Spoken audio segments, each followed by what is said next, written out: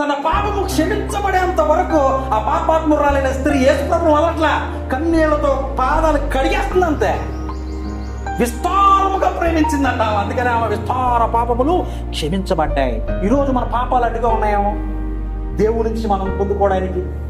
అబ్బో ప్రార్థన చేయకపోతే దేవుడు కొడతాడేమో, అయ్యో ప్రార్థన చేస్తే దేవుడు ఊరుకోడేమో, ఇప్పుడు బండి మీద వెళ్తున్నాగా పడిపోతానేమో.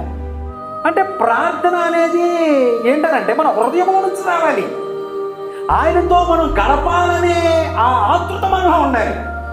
ఆమె ఏటంటే వస్తుంది, ఎలాగా నామకార్థంగా బలర్పించాలి, లేకపోతే దేవుడు చంపేస్తాడేమో, అమ్మో లేకపోతే ఏదో జరిగిపోతాం అంటే మన జీవితంలో కూడా ఏదో జరిగిపోతామో. ఈరోజు ప్రార్థన చేస్తాం, గంట ప్రార్థన చేస్తాం, కానీ దాని శక్తి ఉండదు. ప్రార్థన అనేది ఎందుకు అవసరం అంటే ప్రభు నామమున ప్రార్థించేవారు రక్షణ పొందుకుంటారు. మొదటి మెట్టు ప్రార్థన మనల్ని రక్షిస్తూ ఉంది. ఆ విషయాలను మనం నేర్చుకున్నాం. మనము శోధనలో పడిపోకుండా ఉండాలంటే మనకేం కావాలి? ప్రార్థన అనేది కావాలి. ఆ విషయాన్ని కూడా మనం మాట్లాడుకున్నాం. మరి ఇంకొన్ని ప్రార్థన విషయాలు, ప్రార్థన ఉంటే మన జీవితంలో ఏం కలుగుతుంది, ప్రార్థన లేనప్పుడు మన జీవితంలో ఏమవుతుంది, అసలు ప్రార్థన ప్రాముఖ్యత ఏంటి అనే విషయాన్ని మనం తెలుసుకుందాం. మరి చాలామంది ఏమంటారంటే పాత నాయనండి, అరే నీలో బాధ ఏమైనా ఉందనుకో, ఆ బాధ నువ్వేం చేయాలా? వేరే వాళ్ళకి చెప్పాలా. చెప్పినప్పుడు ఏమైతే బాధ తగ్గుతుంది. ఆ బాధ అప్పుడు తగ్గుతుంది ఎప్పుడు వేరే వాళ్ళకి చెప్తే. మరి నిజంగానే వేరే వాళ్ళకి మన బాధ చెప్పినప్పుడు తగ్గిపోద్దా, తగ్గుతుందా? చూద్దాం. మరి మొదటి సమూయేలు గ్రంథానికి మనం వెళ్ళినట్లయితే 2వ అధ్యాయంలో వీరిలో ఒక దాని పేరు హన్నా, 2వ దాని పేరు పెనిన్నా. పెనిన్నాకు పిల్లలు కలిగిరి కానీ హన్నాకు పిల్లలు లేకపోయింది. యెహోవా ఆమెకు సంతు లేకుండా చేసెను. యెహోవా ఆమెకు సంతు లేకుండా చేసి ఉన్న హేతువును బట్టి ఆమె వైరియగు పెనిన్నా ఆమెను విసికించుటకై ఆమెకు కోపం పుట్టించుతూ వచ్చాను. ఎల్కానా ఆమెకు ఏటేటా ఏ రీతిగా చేయుచు నుండగా హన్నా యెహోవా మందిరమునకు పోవునప్పుడల్లా అది ఆమెకు కోపం పుట్టించుచు ఉండెను గనుక ఆమె భోజనము చేయక ఏడ్చుచూ వచ్చాను. ఏటేటా ఆమె ఏం చేసేది? దేవుని మందిరానికి వచ్చేది. ఏటేటా తన భర్త ఏం చేసేవాడు? తనకి 2 పాళ్ళు ఎక్కువ ఇచ్చేవాడు. అంటే తనకు రావాల్సిన దానికి 2 పాయలు ఎక్కువ ఇచ్చేవాడు. ఎప్పుడు తన భర్త వద్దకి వెళ్ళి ఏటేటా అదే జరిగేదంట. ఏటేటా జరిగేది ఏంటి? తన జీవితంలో, అన్న జీవితంలో ఏంటంటే మందిరానికి వస్తుంది, ఇంటికి వెళ్తుంది. ఇంటికి వెళ్ళిన తర్వాత మరి తన వైరి ఏమంటుందంటే, పెనిన్నా నీకు బిడ్డలు లేరు కదా అని చెప్పి ఒక చిన్న చూపు చూస్తుంది. ఆ చిన్న చూపు చూసినప్పుడు తను ఏం చేస్తుంది? తన భర్త దగ్గరకు వచ్చి చెప్పుద్ది, తన కుటుంబంలో ఉన్న వారి దగ్గరికి వచ్చి చెప్పుద్ది. ఏంటంటే నన్ను ఈ విధంగా ఇసుకిచ్చేస్తుందయ్యా, నాలో ఇంత మనోదుఖం ఉంది, నాలో ఇంత బాధ ఉంది, నేను బిడ్డలు లేక నలిగిపోతున్నాను, ఈ బాధ నుంచి నన్ను ఎవరు విప్పిస్తారని చెప్పి ఏం చేస్తుంది? తన భర్తకి చెప్పేది. భర్త ఏం చేసేవాడు? ఆమె బాధను తీర్చేవాడా? తన చుట్టుపక్కల ఉన్నవారు అలా బాధ తీర్చేవాడా? ఆ చుట్టుపక్కల ఉన్న మనుషులకి తన బాధను చెప్పుకుంటే వాళ్ళు ఏం చేస్తారు? హేళన చేస్తారు. అంటే మనలో ఉన్న సమస్య, మనలో ఉన్న బాధని ఇతరులకు పంచుకోవడం ద్వారా మనకేం జరుగుతుంది? బాధ ఎక్కువ అవుతుందే కానీ తక్కువ అవట్లా. కానీ తన భర్తకి వెళ్ళి చెప్పినా ఆ ఏటేటా అదే కార్యక్రమం జరుగుతుంది. ఏటేటా తన పెనిన్నా వచ్చి తనని అవమానపరుస్తూనే ఉంటుంది. తన భర్త వచ్చి 2 పాళ్ళు ఇస్తాడు, 10 రూపాయలు కాదు 100 రూపాయలు తీసుకో అంటాడు, 1000 రూపాయలు కాదు 2000 తీసుకో అంటాడు. కానీ దానివల్ల సంతోషం కలుగుతుందా? కలగదు. కానీ తన ఇరుగు పొరుగు వారికి ఎవరికి చెప్పినా తన బాధ పోతుందా? పోవట్లా. ఏటేటా జరుగుతుంది ఇది, ఏటేటా జరిగింది. అయితే ఎప్పుడైతే క్రీస్తు ప్రభు వారి వద్దకు వచ్చి, ఎప్పుడైతే మందిరానికి వెళ్ళి ఇప్పుడు మందిరంలో ఏడుస్తుంది, ఇప్పుడు ప్రతిసారి వచ్చినప్పుడు ప్రార్థన చేసింది, ప్రతిసారి వచ్చినప్పుడు ఏడ్చిందని అక్కడ రాయబడి ఉందా? లేదు, లేదు. ఏటేటా జరిగే కార్యక్రమం ఏంటంటే ఏడుపు. ఎక్కడ ఏడుపు? తన భర్త దగ్గర ఏడుపు. అయ్యా నాకు బిడ్డలు లేరయ్యా, బిడ్డలు దయచేయండి. ఆయన ఏం చేస్తాడు? ఆయన బిడ్డలు ఇవ్వగలడా? దేవుడు ఇవ్వాలి. తన కుటుంబం దగ్గరికి వెళ్ళి ఏడుస్తుంది, తన బంధువుల దగ్గరికి వెళ్ళి ఏడుస్తుంది. ఏటేటా ఇదే ఏడుపు. కానీ ఈసారి వచ్చినప్పుడు ఈ ఏడుపు ఎక్కడికి వెళ్ళిందంట? ఈ ఏడుపు ఎక్కడ జరుగుతుంది? ఈసారి దేవుని మందిరంలోకి వెళ్ళి, దేవుని సన్నిధిలోకి వెళ్ళి అక్కడ ఏడుస్తుంది. ఏం చేస్తున్నప్పుడు? దేవుని మందిరంలో ఏడవడం నేర్చుకుంది. అక్కడ తన హృదయాన్ని కుమ్మరిచ్చేసిందంట. ఆమె హల్లెలూయా. ఈరోజు మనం అనేకుల వద్దకు వెళ్ళి ఏడుస్తూ మన హృదయాన్ని కుమ్మరించి బద్దలు చేసేసుకుని మన సమస్యలన్నీ చెప్తూ ఉంటాం. పోతాయా సమస్యలు? పోవు.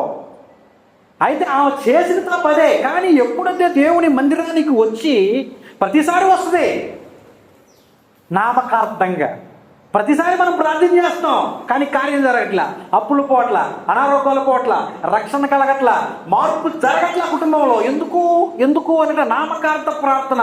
అబ్బో ప్రార్థన చేయకపోతే దేవుడు కొడతాడేమో, అయ్యో ప్రార్థన చేస్తే దేవుడు ఊరుకోడేమో, ఇప్పుడు బండి మీద వెళ్తున్నాగా పడిపోతానేమో. అంటే ప్రార్థన అనేది ఏంటనంటే మన హృదయంలో నుంచి రావాలి.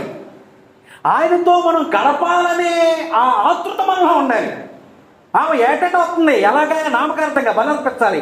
లేకపోతే దేవుడు చంపేస్తాడేమో, అమ్మో లేకపోతే ఏదో జరిగిపోద్దాం అంటే మన జీవితంలో కూడా ఏదో జరిగిపోద్దామో. ఈరోజు ప్రార్థన చేస్తాం, గంట ప్రార్థన చేస్తావు కానీ దాని మీద శక్తి ఉండదు. అంటే నువ్వు నామకార్థంగా ప్రార్థన చేయాలి. అమ్మో ప్రార్థన చేయకపోతే దేవుడు ఆశీర్వాదం రాదేమో, అలా ఉండకూడదు. మన హృదయాన్ని దేవుని వద్ద కుమ్మరించేదే ప్రార్థన.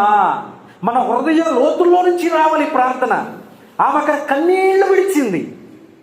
అంటే అటువంటి కన్నీటి పశ్చాత్తాప ప్రార్థన మన జీవితంలో ఉంటే మన విజయాన్ని పొందుకుంటాం. ఆమెను హల్లెలూయా. అంటే ప్రార్థన ఏదో చెప్పారు, వాళ్ళు చెప్పారు, వీళ్ళు చెప్పారు, ప్రార్థన చేసేయాలి లేదంటే దేవుడు ఊరుకోడంట, అది కాదు. ప్రార్థన అనేది కన్నీరు. మన కన్నీరుతో ఆయన పాదాలు కడగాలి. ఇప్పుడు చాలామంది కొబ్బరికాయలు కొడతారు. ఎందుకు కొడతారు? మనిషి ముట్టుకోంది పవిత్రమైనది నీరు వాడు పూజించే దేవుడికి ఇవ్వాలి, అది కాన్సెప్ట్. అంటే మనిషి ముట్టుకోనిది, మనిషి తయారు చేయనిది ఏదైనా ఉంటే అదేంటంటే ఒక టెంకాయ. కానీ మన సిద్ధాంతం ఏంటి? మనం తయారు చేయండి ఏంటి? మన కన్నీళ్ళు. అంటే ఈ నీరు దేవుడి పాదాల వద్ద కుమ్మరించాలి. అప్పుడే మన జీవితంలో విజయాన్ని పొందుకుంటాం. అప్పుడే నిజమైన పశ్చాత్తాపం మన జీవితంలో జరుగుతుంది. ఇప్పుడు ఇక్కడ హన్నా చేసింది అదే. హన్నా ఏటేటా మందిరానికి వచ్చేది. మందిరానికి అప్పుడే వచ్చిందని రాశారా?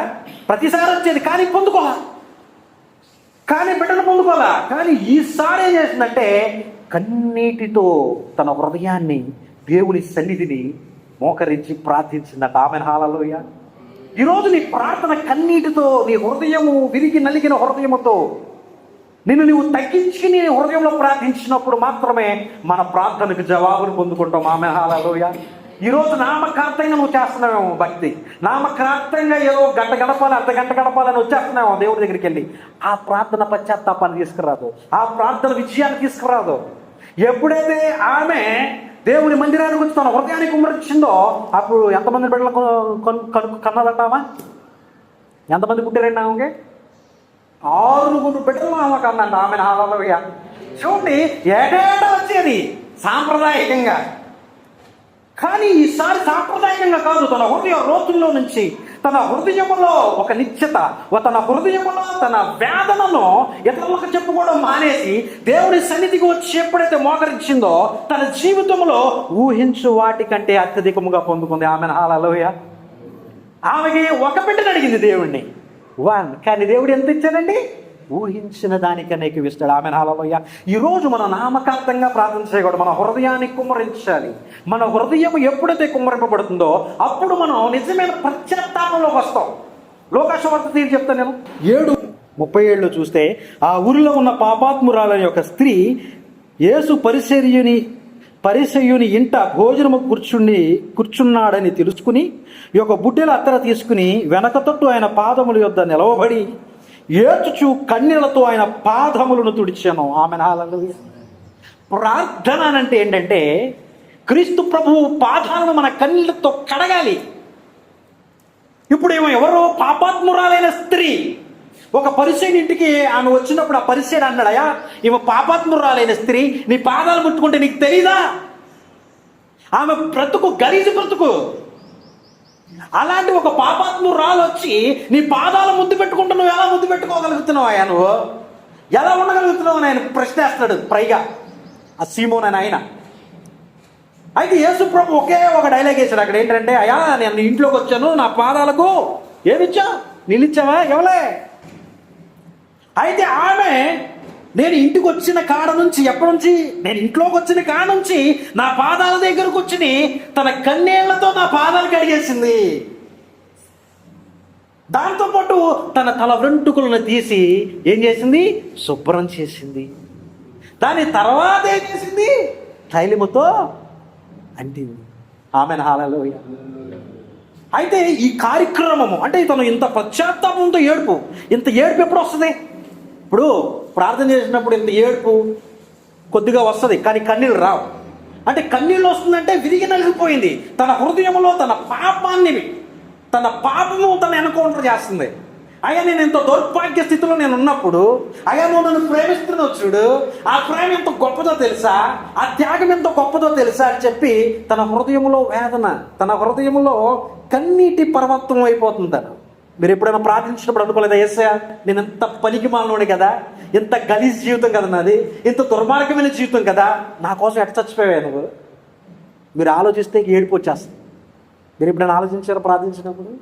నేను చాలాసార్లు ఆలోచించా. నేను ఇలాంటి వాడిని, నువ్వు నన్ను ప్రేమించావు, నువ్వు ఎక్కడో నన్ను భూ దిగంతంలో కొనలో నుంచి నువ్వు నన్ను పట్టుకున్నావు, ఎక్కడో పాపంలో నన్ను నువ్వు పట్టుకున్నావు, నేను పరిశుద్ధుడు కాకపోయినా నువ్వు నన్ను పట్టుకున్నావు, నేను ఇంకా పాపంలో ఉండగా నువ్వు నా కోసం చచ్చిపోయావు. ఏం ప్రేమ అనేది! ఆ ధోరణి మనలో ఉంటే కన్నీళ్ళు లాగవు. ఈ పాపాత్మురాలైన స్త్రీ పరిస్థితి అదే. అయ్యా నేను ఇంత పాపం చేసినా, ఇంత దుర్మార్గం చేసినా నువ్వు నన్ను ప్రేమిస్తున్నావు చూడు.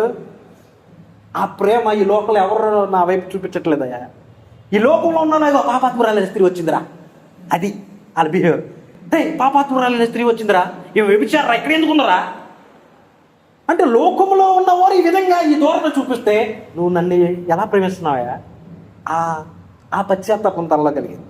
ఆ పశ్చాత్తాపం తనలో కలిగింది కాబట్టి యేసు పాదాల మీద పడి ఆ కన్నీళ్లతో ఆ పాదాలను గడిగేస్తుందంట. Amen hallelujah. ప్రార్థన ఇది. ఇటువంటి ప్రార్థన ఉన్నప్పుడే మన పాపాలు పశ్చాత్తాపంలోనికి మనల్ని నడిపిస్తుంది. మన పాపాలు క్షమించబడేది ఎప్పుడో చెప్పిన ఈ కన్నీటి ప్రార్థన ద్వారానే. మనలో ఉన్న మాలిన్యం ఎప్పుడు పోతుందో తెలుసా? మనలో ఉన్న లోక మాలిన్యం మనకు అంతకుండా మన జీవితంలో మెలగాలంటే ప్రార్థన అవసరం. కాబట్టి ఇక్కడ చక్కటి మాట అక్కడ చెప్తూ ఉన్నారు. మీరు చూసినట్లయితే లోక 7:47 చూసినట్లయితే, ఆమె విస్తారముగా ప్రేమించను గనుక ఆమె యొక్క విస్తార పాపములు క్షమించబడినని నీతో చెప్పుచున్నాను. Amen hallelujah. చూడండి, మన విస్తారమైన పాపములు క్షమించబడాలంటే ఏం చేయాలి? మనం విస్తారముగా కన్నీటి ప్రార్థన చేయాలి. మనం విస్తారముగా ఆయన ప్రేమించాలి. మనం ఎప్పుడైతే విస్తారమైన ప్రేమను కలిగి ఉన్నామో మన హృదయ గుండెల్లో బాధ, మన హృదయంలో వేదన కలుగుతుంది. అయ్యా నేను నిన్న ఈ విధంగా మాట్లాడానయ్యా, నన్ను క్షమించు. అయ్యా ఈ విధంగా నేను ప్రవర్తించానయ్యా, నాది తప్పు. నువ్వు సిలువలో నా కోసం ఇంత మరణాన్ని రుచి చూచావే, ఇన్ని కొరడా దెబ్బలు తిన్నావే, కానీ నేను ఒక్క మాట తట్టుకోలేకపోయాను, తప్పుగా మాట్లాడానయ్యా, నన్ను క్షమించు అని నీ హృదయంలో నుంచి వస్తుంది. అప్పుడు మనం మరల పాపం చేయలేం. ప్రార్థనలో ఏదో సరదాగా వచ్చి చేయమన్నారు కదా వెళ్ళిపోతే పశ్చాత్తాపం కలగదు, మారు మనసు కలగదు, మనకి మరలా పాపం చేస్తాం. ఈ ప్రార్థనలోనే మనం రూపాంతరం చెందాలి. ఈ ప్రార్థనలోనే మనం సాధన చేసుకోవాలి. మన జీవితం, మన ఆధ్యాత్మిక జీవితం ఈ లోకానికి అంటుకోకుండా ఉండాలంటే, ఈ లోకంలో అంటబడి ఉండకుండా ఉండాలంటే మనం ప్రత్యేకమైన జీవితం జీవించాలి. ఈ ప్రత్యేకమైన జీవితమే ఈ ప్రార్థనా జీవితం. ఈ ప్రత్యేకమైన జీవితమే దేవునితో అంటగట్టబడే ఈ ప్రార్థన. కాబట్టి ఈ ప్రార్థన ఏదో ఒక అర్ధగంట ప్రార్థన చేయబోతే దేవుడు ఏమని అనుకుంటాడేమలే, ఈరోజు ఏం జరగదేమలే, ఇది కాదు. ప్రార్థన అంటే మన హృదయంలో మారాల్సిన ఆ కొవ్వు పట్టిపోయిన పరిస్థితులు ఉన్నాయి చూడు, వాటిని కరిగించే విధంగా మన హృదయము కుమ్మరించబడాలి. అక్కడ మన పరిస్థితి మార్చబడేంత వరకు కుమ్మరించబడాలా. ఆమె పరిస్థితి మార్చబడేంత వరకు హన్న ఏం చేసింది? తన హృదయాన్ని కుమ్మరించేసింది. తన పాపము క్షమించబడేంత వరకు ఆ పాపాత్మురాలైన స్త్రీ యేసుప్రభుని వదలట్ల, కన్నీళ్లతో పాదాలు కడిగేస్తుంది. అంతే విస్తారముగా ప్రేమించిందంట. అందుకని ఆమె విస్తార పాపములు క్షమించబడ్డాయి. ఈరోజు మన పాపాలు అడ్డుగా ఉన్నాయేమో దేవుడి నుంచి మనం పొందుకోవడానికి. మన దేవుడి నుంచి ఏదైనా పొందుకోవాలని అంటే మన పాపము ఏమవుతుందంట? ఆయనకి మనకి అడ్డు గోడగా ఉందంట.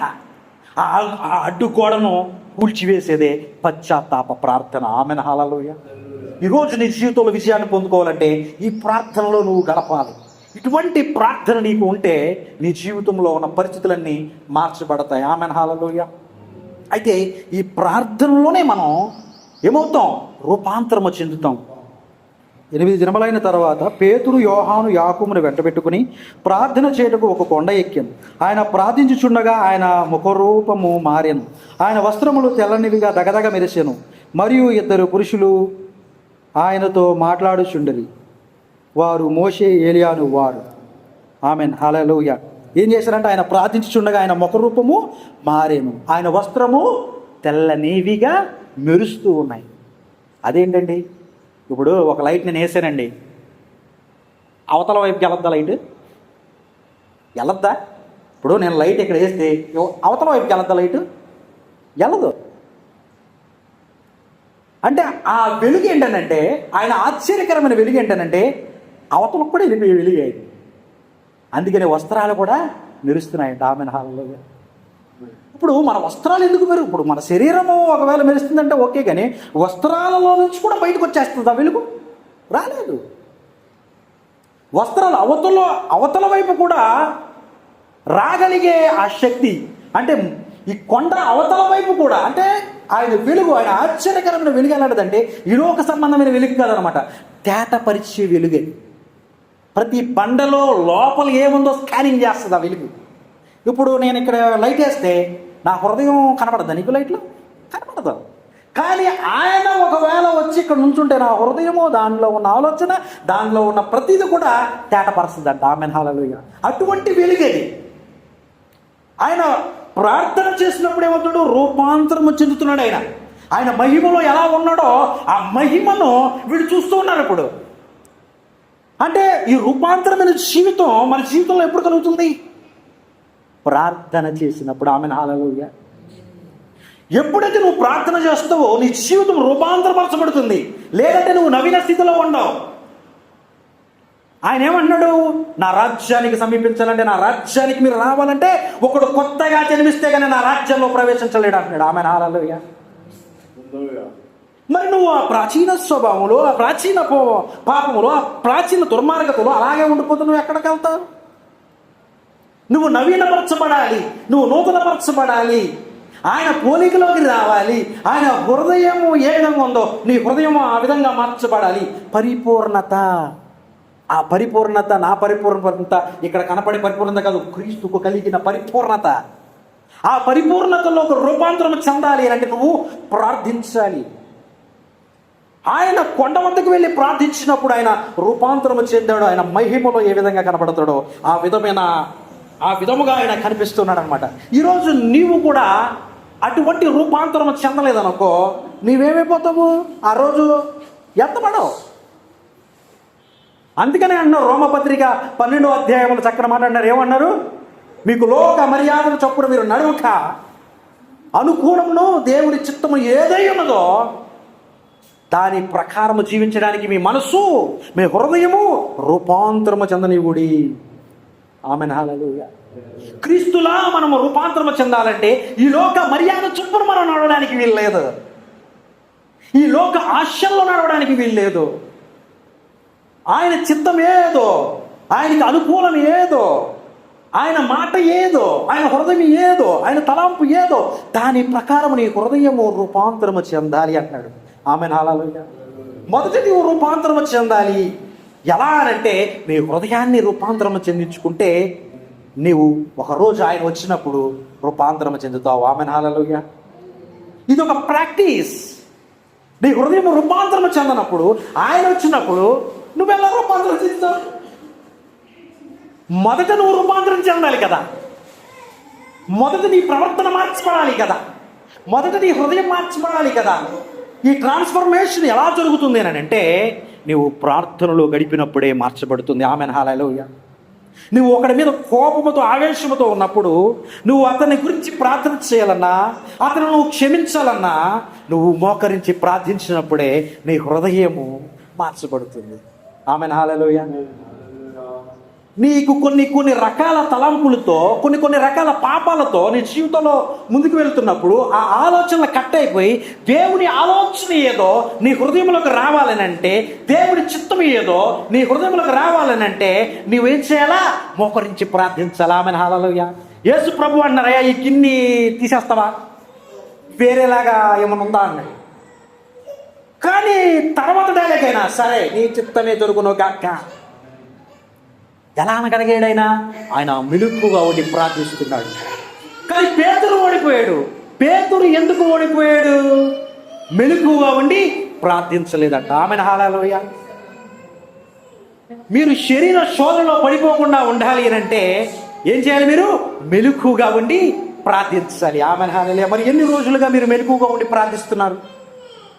ఈరోజు మనం పాపంలో పడిపోవడానికి, ఈరోజు దుర్నీతిలోకి వెళ్ళిపోవడానికి, లోకంలో కలిసిపోవడానికి కారణం మనం ప్రార్థించకపోవడమే కదా. దేవుడి నుంచి పొందుకోకపోవడానికి కారణం ప్రార్థించకపోవడమే కదా. మన జీవితంలో జయ జీవితం లేకపోవడానికి కారణం ప్రార్థించకపోవడమే కదా. మనం చూస్తూ ఉన్నాం, అమాలేకులు, మోయాబీలు, మోయానీయులని 3 వ్యక్తులు ఇశ్రాయేలు ప్రజలకు మీదకు యుద్ధానికి వస్తూ ఉన్నారు. అయితే మోషే ప్రార్థిస్తూ ఉన్నాడు, చేతులు పైకెత్తుతూ ఉన్నాడు. మోషే చేతులు పైకెత్తినంతసేపు ఇశ్రాయేలులు గెలుస్తూ ఉన్నారు. మోషే చేతులు కిందకి దింపినప్పుడు శత్రు సైన్యం గెలుస్తూ ఉంది. అయితే చేతులు పైకెత్తపోతే ఏమవుతుంది? ఓడిపోతారు. ఎంతమంది వస్తున్నారు అక్కడ? మోయాబీలు, అమోనీయులు, మోయానీయులు. అదేవిధంగా ఈ లోకంలో ఒక విశ్వాసం మీదకి ఎవరెవరు వస్తారో తెలుసా? శరీరములు ఇస్తుంది నీ మీదకి. సాతానుగాడు లేస్తాడు నీ మీదకి. అదేవిధంగా లోకం లేస్తుంది నీ మీదకి. 3 రకాలుగా నీ మీద దాడి జరుగుతుంది. నీ శరీరం నీ మీద దాడి చేస్తుంది. శరీర కోరికలు నీ మీద దాడి చేస్తాయి. లోకమేమో ఏం కాదు రాబాయ్, ముంతాగితే ఏం కాదు, పాపం చేస్తే ఏం కాదు, అబద్ధం చెప్తే ఏం కాదు, ఈ వాస్తే ఏం కాదు. వాస్తే అందరూ చెప్పించుకోవచ్చు. అందరు చేయట్లేదా? నువ్వేమైనా పైనుంచి దిగొచ్చావా? లోకం నిన్ను కలుపుకోవాల్సి వస్తుంది. లోకం నిన్ను టెంప్ట్ చేస్తుంది. లోకములో జీవించేలాగా నిన్ను తీసుకువెళ్తుంది. అంటే లోకము నిన్ను టెంప్ట్ చేసిన సాతానుగాడు నీ మీదట నీ హృదయాన్ని ప్రేరేపించి రెచ్చగొట్టినా ఎలా ప్రేరేపిస్తాడు? అనానియా, సఫీరా అనే వాళ్ళు ఏం చేశారు? ఒక వస్తువుని అమ్మి దేవునికి ఇద్దాం అనుకున్నారు. ఏం చేశారు? సగం దాచుకుని వచ్చారు. 5:10 ఉంటుంది అక్కడ. 5:10 మీరు అపోస్తుల కార్యం 5:10 చూడండి. అపోస్తుల కార్యం 5:10.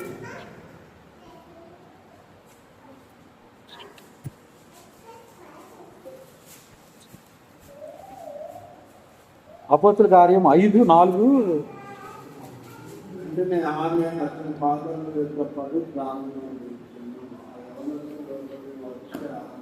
మూడు. అప్పుడు పేతురు, అనానియా, నీ భూమి వెలలో కొంత దాచుకుని పరిశుద్ధాత్మను మోసపుచ్చుటకు సాతాను ఎందుకు నీ హృదయమును ప్రేరేపించెను? సాతాను మన హృదయాన్ని ప్రేరేపిస్తాడు. డబ్బు గురించి మాట్లాడతా, హృదయం గురించి నేను మాట్లాడుతున్నా. నీ హృదయం కొద్దిగా దేవుడికి, కొద్దిగా లోపల పదికమ్మా. ఏం చేస్తే నుడివెచ్చని జీవితం జీవించమంటాడు సాతానుగాడు. వారు సగం ఇచ్చారు, సగం దాచుకున్నారు. నీ హృదయాన్ని సగం ఇచ్చి సగం లోకంలో బ్రతుకుతా, సగం నా శరీరం చెప్తుంది చూడు, ఈ సుఖభోగాల్లో బ్రతుకుతా అంటే కుదరదు. ఆయన ముఖము పైనుంచి కింద వరకు ఆయన ఏమయ్యాడు? రూపాంతరము చెందాడంట. ఆమెను హల్లెలూయా. తన వస్త్రములు కూడా రూపాంతరం చెందాయంట. అంత మహిమ. ఆ విధముగా మనం రూపాంతరము చెందాలి. ఆ విధముగా మన జీవితం రూపాంతరము చెందాలి. ఈ లోక మర్యాద చొప్పున మనం నడవకూడదు.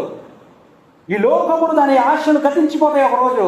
ఎవడైతే లోకానుసారంగా ఉన్నాడో వాడు దేవుడి నీతిని నెరవేర్చలేడు. నేను లోకాల్లోనికి వచ్చాను వెలుగుగా, కానీ లోకము చీకటిని ప్రేమించి వెలుగును ఉద్దేశించింది. కాబట్టి మిమ్మల్ని ఉద్దేశిస్తుంది, జాగ్రత్త. కాబట్టి లోకములో ఉన్న మర్యాదను మనం అనుసరించడానికి వీల్లేదు. కాబట్టి మనం ట్రాన్స్ఫర్ అవ్వాలి. మనం ఈ లోకముని జయించాలి. అదేవిధముగా సాతాను ప్రేరేపణ ఏదైతే ఉందో మన హృదయంలో దాన్ని జయించాలి.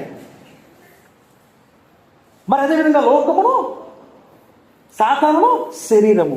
ఈ శరీరంలో ఈ కోరికలు ఉంటాయి కదా. ఈ శరీరంలో ఇది చేస్తే బాగుంటుంది, అది చేస్తే బాగుంటుంది అని ఆకాలులాగా కొన్ని శరీర క్రియలు మనలో ఉండొచ్చు. దావీదులాగా కొన్ని శరీర క్రియలు మనలో బయటపడవచ్చు. ఈ విధమైన శరీర క్రియల్లో మనం నలగొట్టబడాలి అని అంటే, పాపము జోలికి మనం పోకుండా ఉండాలి అని అంటే, లోకాశలకు మనకు వెళ్లకుండా ఉండాలంటే, సాతాను తలంపుల చేత మనం ప్రేరేపింపకుండా ఉండాలి అని అంటే, వారు ఏం చేశారు? మోషే ఏం చేస్తున్నాడు? చేతులు పైకెత్తి ప్రార్థిస్తున్నాడు. ఆమెను హల్లెలూయా. మరి మోషే చేతులు పైకెత్తి ప్రార్థిస్తున్నంతసేపు ఏం చేస్తున్నాడు? విజయం పొందుకుంటున్నాడు. ఆమెను హల్లెలూయా. ఈరోజు ఈ లోకము నుంచి, ఈ శరీరము నుంచి, సాతాను నుంచి నువ్వు విజయం పొందుకోవాలంటే నువ్వు ప్రార్థించకపోతే పొందుకుంటావా? నువ్వు ప్రార్థించకపోతే పడిపోతావు. నువ్వు ప్రార్థించకపోతే లోపల కలిసిపోతావు. ఇంటికి వెళ్ళిపోయినాక వేరే వ్యక్తి నలుగురితో నారాయణ అంటావు. ప్రత్యేకమైన జీవితం నీకు ఉండాలి. అది ఎప్పుడు వస్తుందో తెలుసా? అది ఎప్పుడు కలుగుతుందో తెలుసా? ఆ పాపాత్మురాలైన స్త్రీ ఏం చేసిందండి? ఆయన దగ్గరకు వచ్చి కన్నీటితో ఆయన పాదాలను గడుగుతుందంట. ఆమెను హల్లెలూయా. హన్న తన హృదయాన్ని ఆయన దగ్గరికి వచ్చి ఏం చేస్తుంది? కుమ్మరించి కన్నీటితో వేడుకుందంట. ఆమెను హల్లెలూయా. ఎప్పుడైతే ఈ కన్నీటి ప్రార్థన నీలో ఉందో పశ్చాత్తాపం నీకు అప్పుడు కలుగుతుంది. నీ పాపములు అప్పుడు క్షమింపబడతాయి. అలా కాకుండా నేను వచ్చేసాను, వాళ్ళు చెప్పారు యేసుప్రభు గురించి, నేను నీళ్ళ మురిగి పైకి వచ్చేస్తాం కానీ నేను అయిపోయింది ఇక నా జీవితం అనుకున్నావు అనుకో, అయిపోయింది. కానీ నువ్వు మరలా పడతావు. నీలో పాప క్షమాపణకు కలిగే ఆ మారు మనసు రావాలంటే నువ్వు కన్నీటి ప్రార్థన చేయాలి. కన్నీటితో ఆయన వేడుకోవాలి. అప్పుడు ఆమె విస్తారముగా ప్రేమించింది కనుక ఆమె విస్తారమైన పాపములు క్షమించబడ్డాయి. ఆమెను హల్లెలూయా. కాబట్టి ప్రార్థన మనకు అవసరం. మన పాప క్షమాపణకు ప్రార్థన అవసరం. మన జీవితంలో ఎదురైతున్న దాడుల నుంచి ఎదుర్కోవాలంటే మనకు ప్రార్థన అవసరం. మోయాబీయులు, అమోనీయులు, మోయానీయులు కొందరు దండెత్తి యెహోషాపాతు మీదకి వచ్చింది. అంతలో కొందరు వచ్చి సముద్రము అవల నుండి సుజాల తట్టు నుండి గొప్ప సైన్యం ఒకటి మీ మీదకి వచ్చుచున్నది, చిత్తగించుము, వారి హసోసోనోతు తామారు ఎంగేదిలో ఉన్నారు యెహోషాపాతునకు తెలియజేసి. అందుకు యెహోషాపాతు భయపడి ఇప్పుడు చూడండి, విస్తారమైన జనం. ఇందాక చెప్పినట్టుగా మరలా ముగ్గురు వ్యక్తులు ఒకరి మీదకి, ఒక దేశం మీదకి ముగ్గురు వ్యక్తులు వస్తే ఎలా ఉంటుంది? విస్తారమైన జనం వచ్చినప్పుడు యెహోషాపాతుకి ఏం జరిగిందంటే అక్కడ మూడులో భయం వేసినప్పుడు ఏం చేస్తాం? మనం పారిపోతాం. కానీ ఆయన భయపడి ఏం చేస్తున్నాడంటే, మనం భయపడినప్పుడు, మనకు భయం కలిగినప్పుడు మనం ఏం చేయాలని చెప్తున్నాడు దేవుడు. యెహోవా యొద్ద విచారించుటకు మనస్సు నిలుపుకొని. మనకు భయం వేసినప్పుడు పారిపోవడం కాదు, మన మనస్సు ఆయన వద్ద నిలుపుకోవడం నేర్చుకోవాలి. ఆమెను హల్లెలూయా. ఎప్పుడైతే యెహోషాపాతు ఆయనకి భయం కలిగినప్పుడు ఆయన పారిపోవాలా, శత్రువులకు అప్పగించుకోవాలా. ఈ లోకము ఇలా దుర్మార్గం చేసి డబ్బు సంపాదించాలని చెప్పింది. అప్పుల్లో ఉన్నావు కదా అని, కానీ నువ్వు దానికి లొంగకూడదు. యెహోషాపాతు లొంగలా. ముగ్గురు ఆయన మీదకి దాడెత్తి వచ్చినప్పుడు ఆయనకి భయం కలిగినప్పుడు పారిపోవడం మనం చూడట్ల. ఏలియాలాగా ఆయన దేవుడి మీద మనసు నిలిపాడంట. నిలిపి ప్రార్థన చేశాడు. అక్కడున్న ప్రజలందరికీ విజ్ఞాపన చేశాడు, అందరూ ప్రార్థించమని. ఎప్పుడైతే వారు ప్రార్థించారో వారి శత్రువులు ఏమైపోయారో తెలుసా? వాళ్ళు కొట్టుకు చచ్చిపోతున్నారంట. ఆమేన్ హల్లెలూయా. యుద్ధం వాళ్ళు చేయవసరం లేదు, ఇప్పుడు వాళ్ళు కొట్టుకు చచ్చిపోతున్నారు. ఈరోజు మన మీద చాలా మంది క్రైస్తవులు ఇలాగా అలా అని చెప్పి మనం భయపడిపోయి వాళ్ళకి పారిపోవసరం లేదు. అలా అన్నాడు కానీ చెప్పి మనం కూడా ఎరగబడిపోవసరం లేదు. వాళ్ళే కొట్టుకు చచ్చిపోతారు. ఈరోజు చాలా మంది చచ్చిపోతున్నారు అట్టకి. వాళ్ళ సంస్థల్లో వాళ్ళే కొట్టుకుంటారు. ఇప్పుడు మనం ఎప్పుడైతే మనసు నిలుపుకుని మనకు కలిగిన కష్టాన్ని బట్టి దేవుడి సన్నిధికి వచ్చి ప్రార్థన చేస్తే వాళ్ళే కొట్టుకోవాలి. యుద్ధము ఎవరిది? ఇప్పుడు యెహోవాది. ఆమేన్ హల్లెలూయా. నీ శత్రువుల విషయంలో యుద్ధము యెహోవాది అవ్వాలంటే నీవు అధైర్యపరుస్తున్న నీ పరిస్థితుల్లో ఏ గందరగోళం నిన్ను అధైర్యపరుస్తుందో, ఏ బాధ నిన్ను అధైర్యపరుస్తుందో అక్కడ నువ్వు దేవుని మీద మనస్సు నిలుపుకొని ప్రార్థిస్తే విజయము నీది. ఆమేన్ హల్లెలూయా. శత్రువులు వాళ్ళు కొడుకుని చచ్చిపోయారంట. ఆమేన్ హల్లెలూయా. యుద్ధం వారు చేయవసరం లేదు. వారు యుద్ధానికి నిలబడ్డారు, యుద్ధానికి ప్రయత్నిస్తూ ముందుకు వెళ్ళారు. కొంతమందిని వారు చంపారు, కానీ కొంతమందిని దేవుడే చంపేశాడు. వాళ్ళ గలిబిలి రేపడంట, వాళ్ళు పొడిచి చచ్చిపోయారంట. అంటే నీ మీదకి వచ్చే పరిస్థితి దానికదే అంతమైపోవాలంటే నీ మీదకి వచ్చే పరిస్థితిని చూసి నువ్వు భయపడద్దు. దేవుని మీద మనస్సు నిలుపుకోవాలి. దేవుని మీద మనస్సు ఎప్పుడైతే నిలుపుకుంటావో అప్పుడేం కలుగుతుంది? నీకు ధైర్యం వస్తుంది. అప్పుడేం కలుగుతుంది? నీ శత్రువులు మీద దేవుడు యుద్ధమును చేస్తాడు. ఆమేన్ హల్లెలూయా. కాబట్టి ఈ ప్రార్థన ఎంత ప్రాముఖ్యమైనది. ప్రార్థన రక్షిస్తుంది, ప్రార్థన మన పాపాలకు ప్రాయశ్చిత్తం కలగజేస్తుంది, ప్రార్థన మనలో మారు మనసును కలగజేస్తుంది, మనలో ప్రాచీన స్వభావాన్ని నుంచి విడిపిస్తుంది, ప్రార్థన శత్రువుల మీద మనకు విజయమును కలిగిస్తుంది. ఆమె హల్లెలూయా. ఏం చేస్తుందండి ప్రార్థన? శత్రువుల మీద విజయాన్ని, మనం ఏ విధముగా నడవాలో, ఏ విధమైన మార్గంలో వెళ్ళాలో కూడా ప్రార్థన మనకి నేర్పిస్తుంది. కొర్నేలు అనే ఒక ఆయన ఉన్నాడంట. ఆయన దాన ధర్మాలు చేశాడు, కానీ రక్షణ ఆయనకి ఏం రాలా. ఆయన ఏం చేస్తున్నాడు? ప్రార్థన చేస్తున్నాడు. ఆయన ప్రార్థన ఎప్పుడు చేశాడు? దేవుడు ఆకాశం నుంచి ఆయన దర్శించాడు, ఆ క్రీస్తు మార్గాన్ని ఆయనకి తెలియపరిచాడు. ఆయన అన్యుడే. ప్రార్థనకి మతంతో సంబంధం లేదు, కులంతో సంబంధం లేదు. దేవా నువ్వు అసలు ఎవరివి నాకు తెలియదు అని నువ్వు ప్రార్థన చేస్తాడు, ఆయన ఎవరో నిన్ను దర్శిస్తాడు. ఈరోజు చాలామంది అన్యులు దేవుడు పేరు వాళ్ళకి తెలియకపోవచ్చు, ఈయన దేవుడు, ఈయన ఎలా నమ్మాలని అనుకోవచ్చు. అయితే ఒకవేళ నువ్వు మోకరించి ప్రార్థన చేస్తే నిజంగా దేవుడు ఎవరో ఆ దేవుడే దిగొచ్చి నీకు చెప్తాడు. ఆమె హల్లెలూయా. అంటే ప్రార్థన చూడండి, కొర్నేలు జీవితంలో కొర్నేలుకి క్రీస్తు ప్రభు గురించి తెలీదు, క్రీస్తును సిలువ వేశారని తెలీదు, క్రీస్తును నమ్మితే మరి రక్షింపబడతామని తెలీదు. కానీ ఆయనకు తెలిసిందంటే దాన ధర్మాలు చేయడము, ప్రార్థన చేయడం. అయితే ఒకరోజు ఆ ప్రార్థన దేవుడి దగ్గరికి వెళ్ళింది, ఆ రక్షణ మార్గాన్ని తీసుకొచ్చింది. ఆమె హల్లెలూయా. ప్రార్థన మన జీవితంలో ఏది కావాలో, మన బాట, మన మార్గము సరిచేయబడడానికి, మన మార్గములో ముందుకు వెళ్ళడానికి ప్రార్థన దోహదపడుతుంది. ఆమె హల్లెలూయా. మరి ఎన్నాళ్ళు అయిపోయింది మనం ప్రార్థించి? మరి రోజు ప్రార్థిస్తున్నారా? రోజు ఉదయం ఒక అర్ధగంట, సాయంత్రం ఒక అర్ధగంట దేవునితో గడపడానికి ఇష్టపడుతున్నారా? దేవుడు నియమం ఏంటో తెలుసా? అడుగుడి మీకు ఇవ్వబడు, అడుగు ప్రతి వానికి ఇవ్వబడును. అడగకపోతే ఎవడతాడండి మీకు? మరి ప్రతి ఉదయం రాత్రి నువ్వు అడగాలి.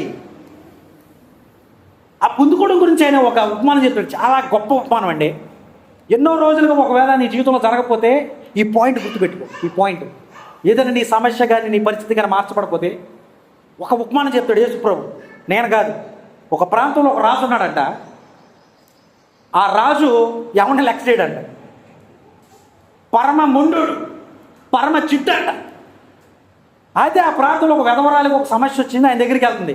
అయ్యా నా పొలం కొద్దిగా వివాదం ఉంది, తిరుగుతావంటే వదలబడినాడు. మళ్ళీ వెళ్ళిందంట, అయ్యా నా పొలం కొద్దిగా ఇబ్బందులు ఉంది చూద్దామంటే ఎవరైనా ఇచ్చారు, ఏమైనా గెంటేయండి అన్నాడంట. మరలా వస్తుందంట, మరలా వస్తుందంట, మరలా వస్తుందంట. అరే బాబు ఎవరో నన్ను తోడుకి తినేస్తుంది నా ప్రాణమా, ఏం వివాదం ఏంటో తీర్చిపడేయండి అని చెప్పి తీర్చేశాడంట. యేసు ప్రభు ఈ మాట ఎందుకు చెప్తున్నాడంటే, అరే బాబు నువ్వు ఒక రోజు అడిగావు, 2 రోజులు అడిగావు, 3 రోజులు అడిగావు, నేను ఇవ్వలేదు, ఓకే నువ్వు అడగరా మళ్ళీ మళ్ళీ నేను ఇచ్చి పడేస్తా నీకు. ఆమె హల్లెలూయా. మన ఈ వర్తమానము అంటే ఈ యొక్క సెంటెన్స్లు మనం తెలుసుకోవాల్సింది ఏంటో తెలుసా? దేవుడు చెప్తున్న ఉపమానం ఇది. నువ్వు అడుగు పడికోవానికి నేను అనుగ్రహిస్తాను. నువ్వు అడగకపోతే ఆయన ఎక్కడిస్తాడండి? నువ్వు అడగాలి కదా.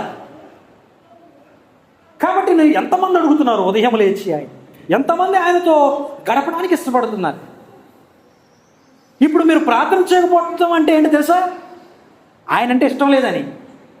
ఇప్పుడు మనం ఎవరితో మాట్లాడతాం? మనకి ఇష్టమైన వారితో మాట్లాడతాం, అవునా కదా? ఇప్పుడు మన ఇంటికి ఒకరు వచ్చారు అనుకో, ఇష్టమైతే మాట్లాడతాం, లేదంటే వెళ్ళిపోతాం. వేరే ఎవడన్నా వస్తున్నాడు వెళ్ళిపోతాం, లేదా అరే బాగా అర్జెంట్ పని ఉంది వెళ్ళిపోతాం. ఎందుకు? ఆడంటే ఇష్టం లేదు. ఒకవేళ నీకు క్రీస్తు ప్రభు అంటే ఇష్టం ఉంటే నువ్వేం చేస్తావు? పొద్దున్నే లేచి, యేసయ్యా రాత్రంతా మంచిగా కాపాడావయ్యా నన్ను, మరలా నేను బ్రతకడానికి నువ్వు నాకు సహాయం చేసావయ్యా, చాలామంది చచ్చిపోయారు నిద్రలో, నువ్వు నన్ను బతికిచ్చావు చూడు, థ్యాంక్ యూ లార్డ్. ఈ రోజంతా నేను శోధనలో పడకుండా రక్షించయ్యా, నేను నీలా బ్రతకాలనుకుంటున్నానయ్యా, ఏ శోధనలో పడకుండా నన్ను బ్రతికిలా చేయయ్యా అని ఆయనతో మాట్లాడతావు నువ్వు. అంటే ఆయనతో మాట్లాడలేదంటే, ఆయన ప్రార్థన చేయట్లేదంటే ఏంటి? నీకు ఆయనకి మధ్య రిలేషన్ కట్ అయిపోయింది. అంటే ఇప్పుడు ప్రార్థన చేయని వాళ్ళు ఎవరైనా ఉన్నారో వాళ్ళందరూ ఏంటంట, దేవునికి ఆయనకి మధ్య సంబంధం లేవు, దేవుని ఎక్కడ పక్కన పెట్టేశారు. కాబట్టి పొద్దుంటే ఫోన్లో మాట్లాడతాం, పొద్దుంటే మనుషులతో మాట్లాడతాం. ఒకవేళ దేవుడు అంటే నీకు ఇష్టమైతే, దేవుడు నీ హృదయంలో పెట్టుకుని ప్రతిష్ఠించినట్లయితే, ఎప్పుడన్నా ఒక అమ్మాయిని ఒక అబ్బాయిని మనం ప్రతిష్ఠించుకున్నాం, ఏం చేస్తావు? పొద్దున్నే లేవగానే మెసేజ్ చూస్తావు, అమ్మాయి ఏ మెసేజ్ పెట్టిందో, అబ్బాయి ఏ మెసేజ్ పెట్టాడు. మరి నీకు దేవుడి మీద ప్రేమ ఉంటే ఇక్కడికి వచ్చి నువ్వు ప్రార్థించే నేను ప్రసంగం చేయాలా? ఆటోమేటిక్గా నువ్వు ఆయనతో మాట్లాడాలనుకుంటావు. ఆమె హల్లెలూయా. కాబట్టి మనం రూపాంతరం చెందబడాలంటే, మన జీవితం ఆయన జీవితంలో మార్చబడాలంటే మనం ఏం చేయబడాలా? ప్రార్థన చేయాలి. మనము హృదయ రూపాంతరము చెందాలి, లేకపోతే మనం సాధించలేం. ఎందుకంటే మన హృదయములో ఏముందంట, ఆయన అంటాడు మత్తయి సువార్త 21:13లో, నా మందిరము సమస్త జనులకు ప్రార్థన మందిరము, మీరు దాన్ని దొంగల గృహగా చేశారన్నాడు. ఆమె హల్లెలూయా. పాత నిబంధనల మందిరం అంటే వేరు, కొత్త నిబంధనల మందిరం అంటే ఏంటంటే, కొరింథీయుల పత్రికలో రాసినట్టుగా ఏం చెప్తున్నారు? మీ హృదయమే నా ఆలయం. ఆమె హల్లెలూయా. మరి హృదయము ఇప్పుడు ఒక మందిరముగా ఉన్న ఈ హృదయము దేనికోసం అంట? ప్రార్థన మందిరం అంటే ఇది. ఆమె హల్లెలూయా. మరి అటువంటి ప్రార్థన మీరు చేశారా? మీరు ప్రార్థన చేయట్లేదు కాబట్టి ఇప్పుడు వచ్చి ఏం కూర్చున్నాయంట, నా మందిరములో, నా మందిరము ప్రార్థన మందిరం అనబడును అని వ్రాయబడి ఉన్నది. అయితే మీరు దానిని దొంగల గృహం చేసేడు వారు. ఆమె హల్లెలూయా. ఏం చేసామంటే ఈ మందిరాన్ని, ఈ ఆలయాన్ని ఇప్పుడు మనం దొంగల గృహగా. అసలు మందిరం దేనికోసం అంట? ప్రార్థన మందిరం అనమాట. అంటే మన హృదయం అసలు ఎలా ఉండాలంట? ప్రార్థనతో ఎప్పుడు ఇంపైన సువాసన ఇచ్చేదిగా ఉండాలంట. ఈ ప్రార్థన ఒక ఇంపైన సువాసన, ఇది ఎక్కడ చేరుతుందంట? ఆయన సింహాసన పాదము వద్దకు చేరుతుందంట.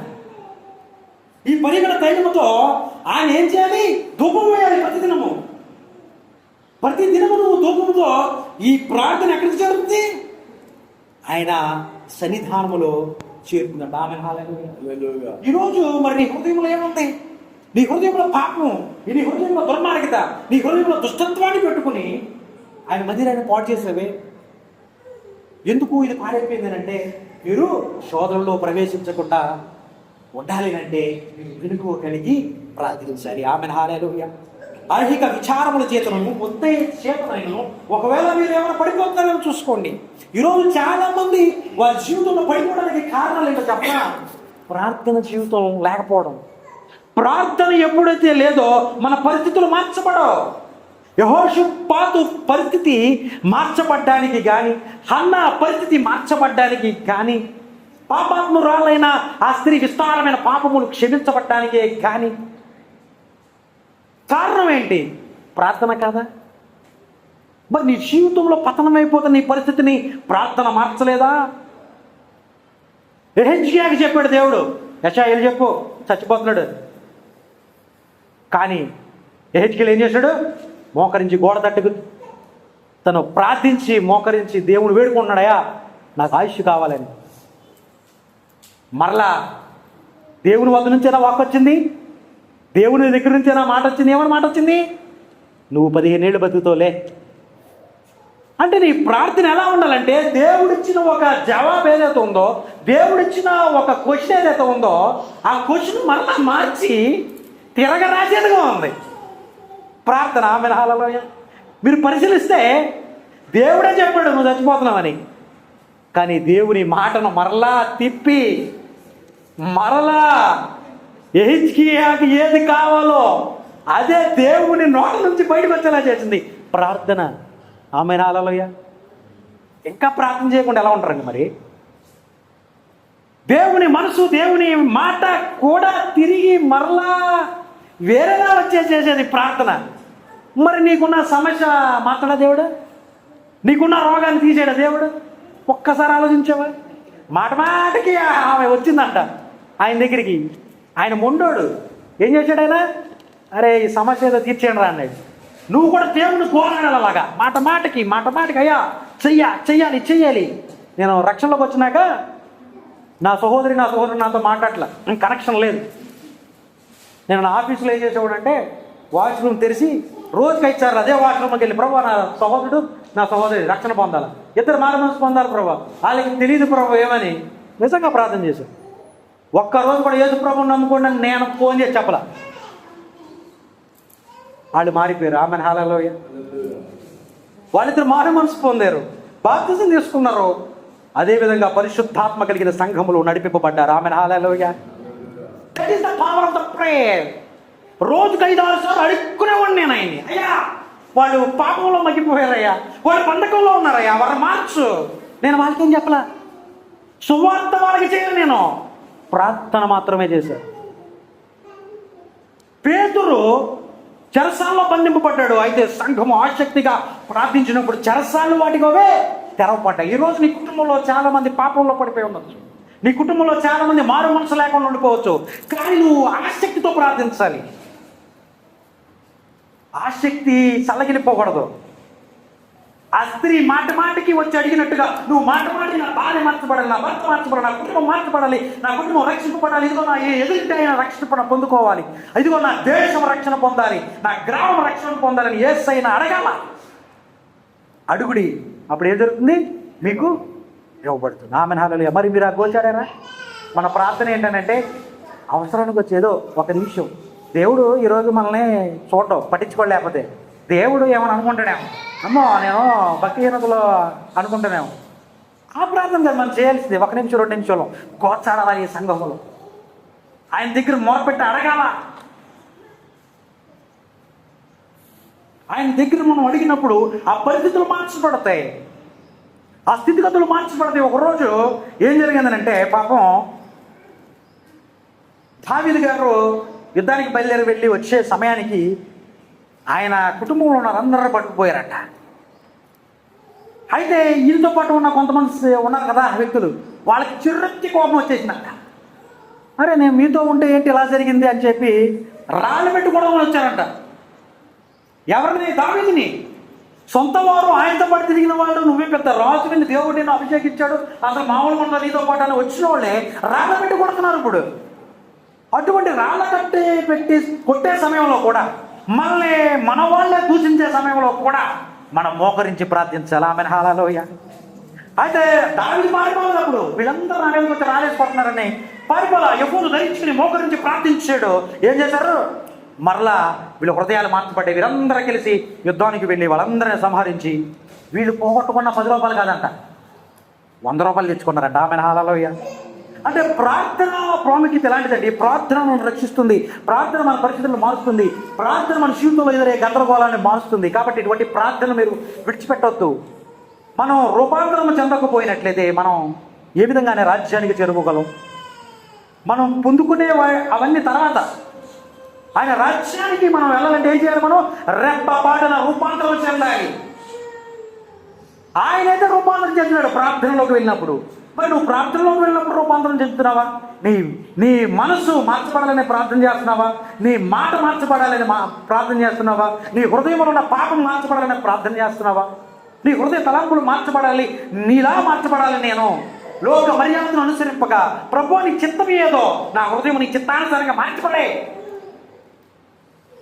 నా చేతులు, నా హృదయం, నా మనసు, నా తలంపులు శిలువ మీద నేను అర్పించేసుకున్నానయ్యా. ఇక నువ్వు జీవించేవాడు నేను కాదు, నీవు నాలో నివసించని నువ్వు ప్రార్థించావా? నువ్వు ఈ విధమైన మార్పు చెందకపోతే ఆయన ఏమన్నాడంటే, ఒకడు కొత్తగా జన్మించాలి. ఎలా జన్మించాలి? చిన్న పిల్ల వంటి మనస్తత్వం, చిన్న పిల్లోడి వంటి మనస్తత్వం మనలో రావాలి. అప్పుడే మనం రూపాంతరం చెందుతామని దేవుడు మనతో మాట్లాడుతూ ఉన్నాడు. కాబట్టి ప్రార్థన చాలా అవసరం మనకి.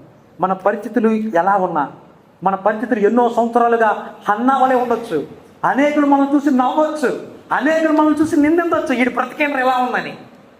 నువ్వు ప్రార్థన చేస్తున్నావు నాకు తెలుసు, కానీ కార్యం జరగట్లా. ఎందుకు తెలుసా? నామకార్థ ప్రార్థన చేస్తున్నాము. ఆమె కూడా నామకార్థంగా ప్రతి ఏటేటా వెళ్ళేది. ఏటేటా వెళ్ళడం, ఆ ఆయన దగ్గరకు రావడం, పిల్లలు లేరని చెప్పి ఏడవడం, ఇంటి దగ్గరకు వచ్చి ఏడవడం.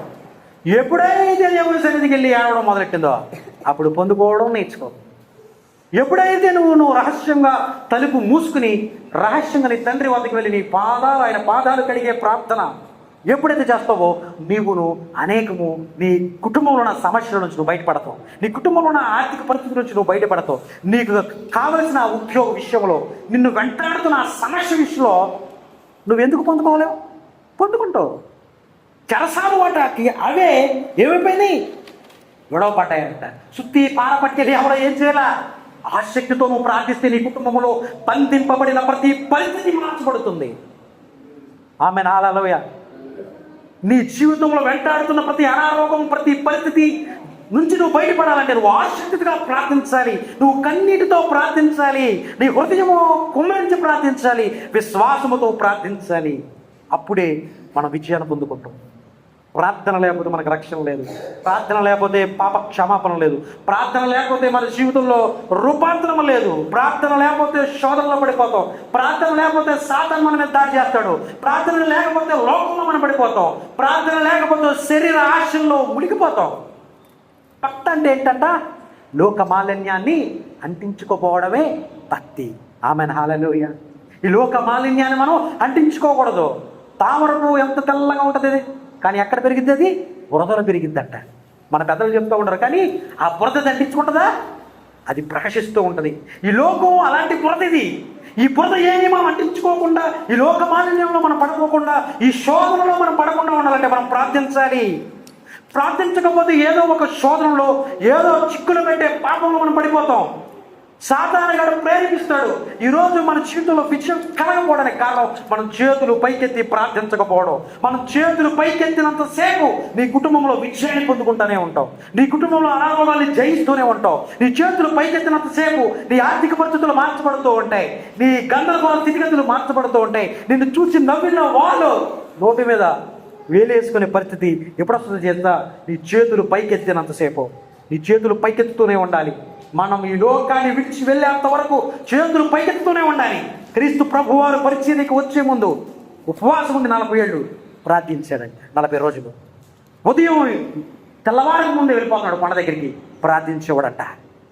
సాయంత్రం అంతా అయిపోయింది, తలందరూ నిద్రపోతుంటాయి, ప్రార్థించేవాడట. సిలువ వద్దకి వెళ్ళి సిలువ వేయించుకున్నాడు. అంత అయిపోయిందిగా, కాదు నా ఆత్మ నీకు అప్పచెప్తున్నానయ్యా అని చివరి క్షణం వరకు, ఈ లోకాన్ని విడిచి వెళ్ళే వరకు ఆయన ప్రార్థిస్తూనే ఉన్నాడు. ఆమేన్, హల్లెలూయా. కాబట్టే ఆయన ఈ లోక మాలిన్యం అంటలేదు. ఆయన కాబట్టే శరీరాశ ఆయన అంటలేదు. ఆయనే మనకు మాదిరి. ఈ శరీర శోధనలో, ఈ శరీర కోరికల్లో మనం పడిపోకుండా ఉండాలంటే మనము ప్రార్థించాలి, మనము ప్రార్థన కలిగి ఉండాలి అనే దేవుడు మనకి ఈరోజు ప్రార్థన గురించి తెలియపరుస్తున్నాడు. కాబట్టి విని వెళ్ళిపోయినట్టు కాదు. నీ జీవితం మార్చబడాలంటే నువ్వు చేతులెత్తు, నువ్వు చేతులెత్తి ప్రార్థించు. చేతులెత్తి నువ్వు ప్రార్థిస్తానే ఉండు, అడుగుతూనే ఉండు. ఆ సమస్య అడుగు, నువ్వు లేచాక అడుగు, అంట్లు తవ్వేటప్పుడు అడుగు, కుండలు తవ్వేటప్పుడు అడుగు, బట్టలు దిగేటప్పుడు అడుగు, కూర వండేటప్పుడు అడుగు, పని చేస్తున్నప్పుడు అడుగు, నడుస్తున్నప్పుడు అడుగు, వాహనం నడుస్తున్నప్పుడు అడుగు. అడుగుతూనే ఉండు. ఖచ్చితంగా దేవుడు చేస్తాడు, ఖచ్చితంగా దేవుడు చేస్తాడు. నేను అనుభవించాను, నేను రుచి చూశాను కాబట్టి నీకు చెప్తున్నా. ఆమేన్, హల్లెలూయా. నువ్వు అడుగుతూనే ఉండు. అదేనండి ప్రార్థన అంటే. నువ్వు గడుపుతూ ఉండు. ఆయనతో నీకు రిలేషన్షిప్ ఉంది అనడానికి రుచి ఏంటో తెలుసా? నువ్వు ప్రార్థన జీవితం కలిగి ఉండడం.